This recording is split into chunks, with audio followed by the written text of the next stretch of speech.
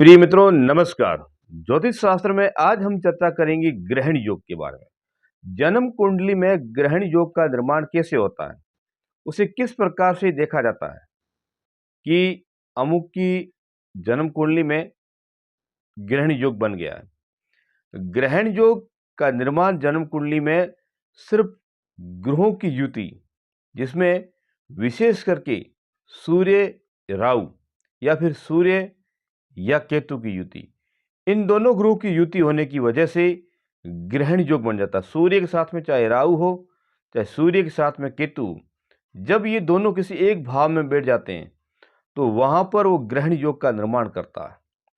और ये ग्रहण योग एक प्रकार का अशुभ योग है। किसी भी जातक की जन्म कुंडली में अगर इन दोनों ग्रहों की युति बन जाती है तो वो युति ग्रहण योग के नाम से जानी जाती है। और ये युति एक प्रकार अशुभ फल देती है।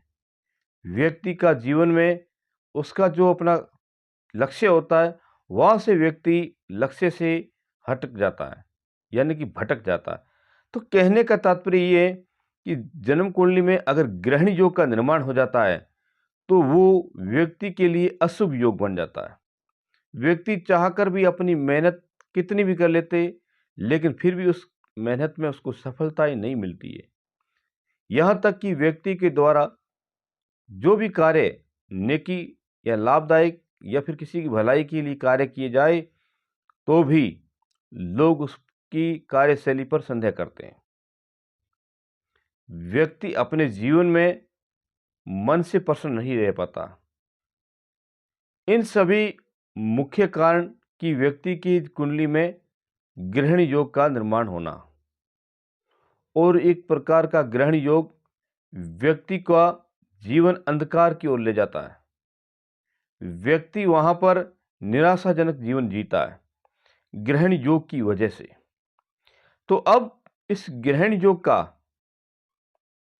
क्या उपाय है कि व्यक्ति को ग्रहण योग से कुछ रिलीफ मिले, कुछ उसे आराम मिले। तो इसके लिए व्यक्ति को सूर्य देव की आराधना करनी, सूर्य देव की बीज मंत्रों का जाप करें, सूर्य संबंधित वस्तुओं का दान करें, सूर्य भगवान का व्रत रखें, सूर्य देव को जल का अर्घ दीजिए, भगवान शिव जी की तन मन धन से सेवा करें। इसके बाद में जो सूर्य के साथ में राहु है या फिर केतु है, जो भी इन दोनों ग्रहों में से एक है, उनकी उपासना करें, उनके बीज मंत्रों का जाप करें और इसके साथ में उन ग्रह से संबंधित जो दान है वो दे।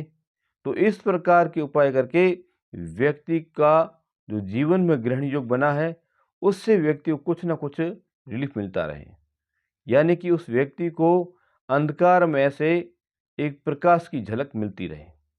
व्यक्ति की जो अंदर से नेगेटिव ऊर्जा है वो धीरे धीरे शून्य होने लग जाए इन उपाय के करने से, और व्यक्ति ईश्वरीय भक्ति सत्य मार्ग पर चल सके। इसके लिए इन उपायों को करना बहुत अति आवश्यक है। और इस प्रकार के उपाय करके व्यक्ति अपने जीवन को एक कष्टमय जीवन से बचा सकता है। इसके साथ में व्यक्ति का आचरण भी अच्छा होना चाहिए, नैतिकता की ओर चले, व्यक्ति का खान पीन शुद्ध होना चाहिए, शाकाहारी भोजन करे। तो इसके ये उपाय करने से ग्रहण योग से व्यक्ति को काफ़ी हद तक राहत मिल जाती है। सिर्फ इन दोनों ग्रहों के, सूर्य के साथ में केतु हो या फिर राहु हो, इन दोनों में कोई एक हो, इनके उपाय और सूर्य के उपाय, ये उपाय नियमित रूप से करे व्यक्ति, तो फिर व्यक्ति को जीवन में अच्छा लाभ हो जाएगा और व्यक्ति हमेशा आगे बढ़ पाएगा। नहीं तो फिर उस व्यक्ति को अपने जीवन में कई प्रकार की परेशानियों का सामना करना पड़ सकता है, कई प्रकार के नुकसान उठाने पड़ते हैं। व्यक्ति तन मन धन से हमेशा परेशान रहता है, क्योंकि उसका जो मुख्य व्यवसाय संबंधित ये ग्रहण योग रोजगार संबंधित परेशानी डालेगा, समाज में उसका मान सम्मान नहीं होने देगा। वह व्यक्ति कितना भी लोगों की भलाई वगैरह कर दे, लेकिन फिर भी उसको मान सम्मान यश इज्जत जो मिलनी चाहिए वो नहीं मिल पाती है, क्योंकि उसकी जन्म कुंडली में ग्रहण योग का निर्माण होने की वजह के कारण से उस व्यक्ति को उतना फायदा नहीं होने देंगे। तो इसके लिए ये व्यक्ति जिस किसी की जन्म कुंडली में ग्रहण योग है, तो वो इन दोनों ग्रहों की उपाय करके उनसे लाभ प्राप्त कर सकता है। उन ग्रहों से संबंधित जो आ रही परेशानी, उससे भी राहत महसूस कर सकता है।